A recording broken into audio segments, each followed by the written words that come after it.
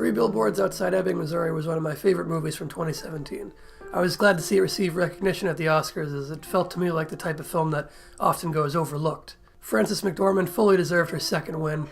So I'm hyperventilating a little bit. If I fall over, pick me up because I've got some things to say. And I was glad to see Sam Rockwell finally getting a nomination, even happier to see him win. The man truly deserves it. He's been doing some of the best supporting actor work in Hollywood for years. In Three Billboards, he pulls off a gradual shift from antagonist to protagonist in a way that few actors could. Martin McDonagh is one of my favorite writer-directors, with his middle film Seven Psychopaths being a movie that I consider incredibly underrated, but that's a topic for another time. Being a fan of McDonagh, there were elements of Three Billboards Outside of Ebbing, Missouri that I found reflective of his previous films, particularly the characters of Mildred, played by Frances McDormand, and James, played by Peter Dinklage. I saw McDonagh using the character of James as a chance to add more depth to his representation of a minority that had frequently been used as little more than a punchline throughout In Bruges. They're filming something. They're filming midgets. And with Mildred, McDonagh was rectifying the lack of well-developed female characters in his previous films. In Bruges was weak when it came to the female characters. It's an inanimate fucking object. You're an inanimate fucking object! That's a fact that McDonagh recognized and commented upon in Seven Psychopaths. Your women characters are awful. None of them have anything to say for themselves. Most of them get either shot or stabbed to death within 5 minutes, and the ones that don't probably will later on.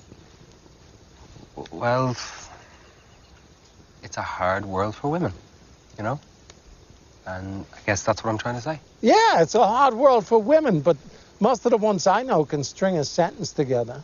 The female characters in Seven Psychopaths still weren't super fleshed out, though Myra comes close in her small role. These aren't really meant as criticisms of either film. The dark, cynical tone of In Bruges essentially gives the humor a blank check, and the light writing of the female characters serves the meta-narrative of Seven Psychopaths. The hooker, she studied Vietnamese at Yale. Eli? Rather, I mean this observation to be a commendation of McDonagh's self-reflective and socially conscious writing within Three Billboards. I could go on and on about Three Billboards for a half hour, but instead I'd just like to focus in on the window scene, or the window shot as this long take could be called. A sequence that as I watched it in the theater had me thinking, holy shit, this is a great scene, before it was even over.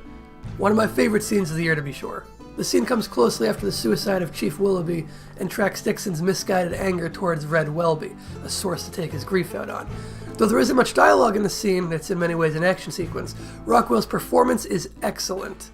Just watching the way he crosses the street shows how deeply rooted in character Rockwell is. The way he alters his natural walk, the way he doesn't look while crossing the street and nearly getting hit by a car, but does look both ways when drawing his nightstick in front of civilians. The twirl of his nightstick after he breaks the window and the self-satisfied line after leaving Red bloodied in the street give off a complicated sense of how Dixon feels during this whole exchange. This is a cathartic act for him, and on some level he feels accomplished, likely even cool, while committing this attack.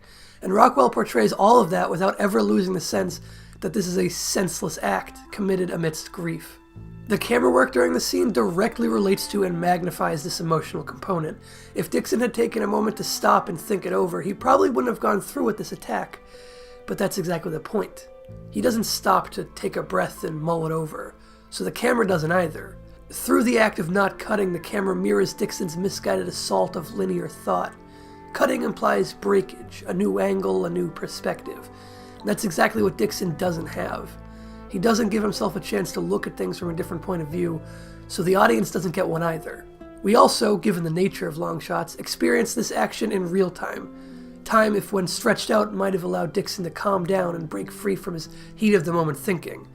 The long shot preserves his sense of tunnel vision. The technical craft throughout the shot is all around incredible. And I'm not just talking about the simple things like the perfect framing of Red crawling away through the upper window as Rockwell heads down the stairs towards him, or the actor's stuntman Texas switch that happens when Red drops out of frame here, allowing the action to continue seamlessly without cheapening the impact of his fall from the window. The geometry of the street is expertly established earlier in the film, allowing clear sight lines from the police station below to the office above, and a clear line of assault from one front door to the other. The staircase is somewhat narrow and quite steep.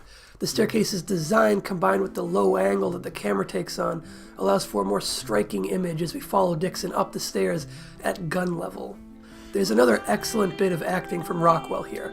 It's very subtle, but Rockwell doesn't let this walk up the stairs be as simple as it could be. Dixon's hand positioning on the gun begins in a firing grip following trigger discipline. As he nears the top of the stairs, his fingers drum anxiously, then he changes his grip. It's quick, but you can see that he switches his grip to hold the gun in a non-firing position, which he then uses to bash Red in the face. Through the simple evolution of his hand position, we see Dixon's initial intent to shoot Red. We see his nerves getting to him on the long walk up the stairs. Again, time being an important factor in this impassioned, heat-of-the-moment action. He's already broken the window, so he can't exactly turn back now. And that misguided, grief-driven anger is still consuming him, so he decides to use the firearm as a blunt instrument instead. Getting the chance to see that clearly into a character's thought process without a drop of exposition is both excellent and extremely rare. Three Billboards is a film full of excellent humor, but this scene resists any urge to be funny. Nowhere throughout this shot is that more apparent than when Dixon strikes Red for the first time.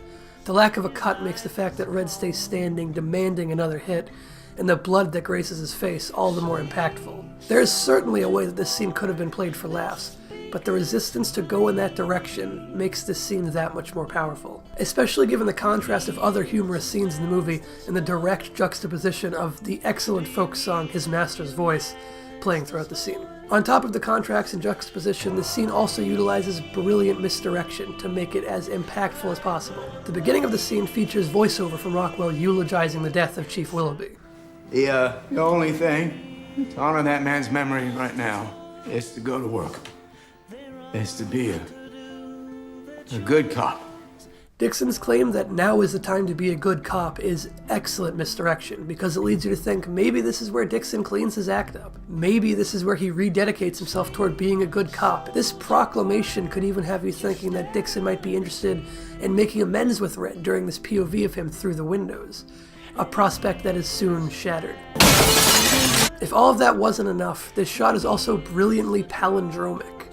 Each action taken over the course of this sequence builds into a palindrome.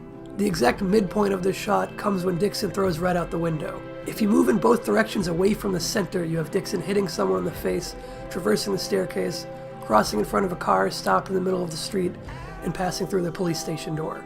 Maybe my seeing a palindrome here is reading too much into things, but in a film with a central message of anger only begets more anger, a palindromic act of violence seems perfectly fitting. Through this attack, Dixon ends up exactly where he started. It's a cycle of violence, like is caused by much of the anger in the film. Hurting Red doesn't accomplish anything. Dixon finishes assaulting Red, feeling catharsis, but goes straight back into the grief he was attempting to alleviate.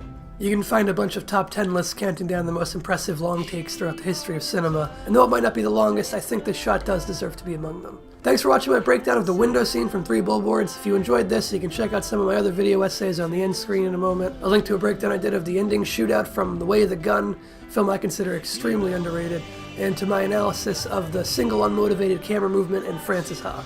Check those out if they sound interesting to you, or there's a bunch of other video essays on this channel as well as other content, regular film reviews and original short films. So subscribe, stick around, I'll see you in the next video.